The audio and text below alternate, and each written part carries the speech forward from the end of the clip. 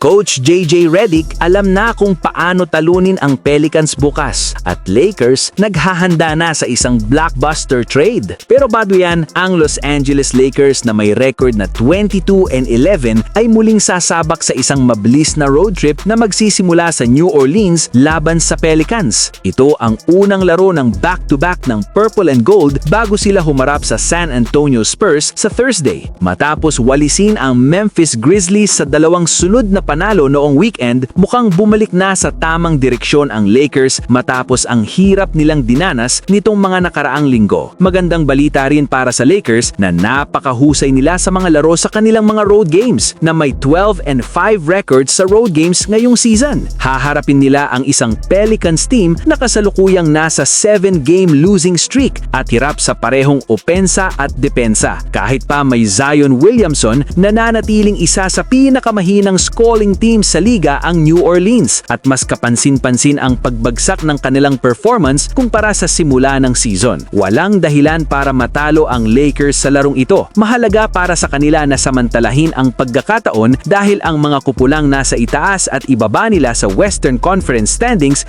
ay patuloy na natatalo. Isa itong perpektong oras para magsimula ng panibagong winning streak at makabawi sa kanilang hindi magandang stretch noong December. Kailangang pangunahan ni LeBron James at Luka Doncic ang laban at itakda agad ang kanilang rhythm. Wala halos sagot ang Pelicans sa kanilang dalawa. Mahalaga rin ang game plan ni JJ Redick laban kay Zion, lalo na sa depensa sa loob at sa rebounding. Bagamat mawawala si Austin Reeves, pagkakataon ito para sa supporting cast na muling magpakitang gilas. Kung magpapatuloy ang kanilang disiplina at determinasyon, may tsansa ang Lakers na gawing 8 sunod ang panalo laban sa Pelicans at patunayan na sila ay legitimong title contenders ngayong season.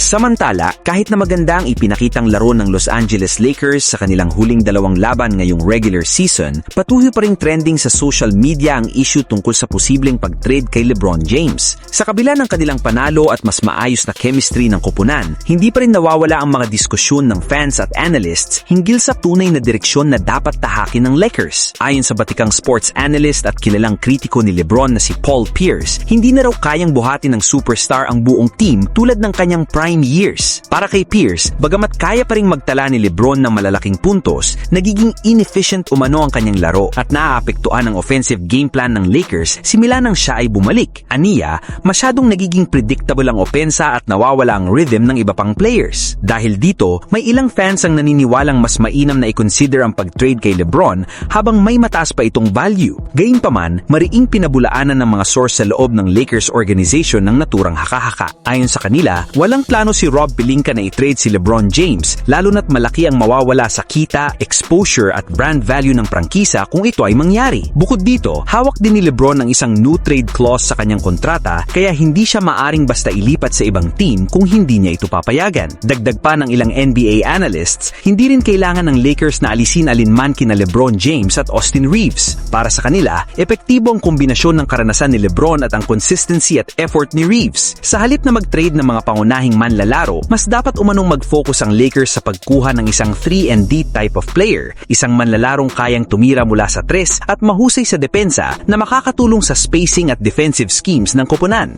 Lalo na may lumabas ang balita na interesado ang Lakers kay Herb Jones at Dillon Brooks dahil problema ang kanilang depensa ngayong season. Nasa bottom 6 ang Los Angeles sa defensive rating ng NBA, kaya naghahanap sila ng solusyon. Ayon kay DeMarcus Cousins, isang posibleng hakbang ang trade kung saan ipapalit si Austin Reeves kay Dillon Brooks. Naniniwala siyang makakatulong ang pisikal at agresibong depensa ni Brooks. Samantala, si Herb Jones ay kilala rin sa elite perimeter defense. Parehong akma sila sa pangangailangan ng Lakers ngayon. Ito ay maaaring magbago sa direksyon ng koponan at magbigay ng bagong pag-asa muli.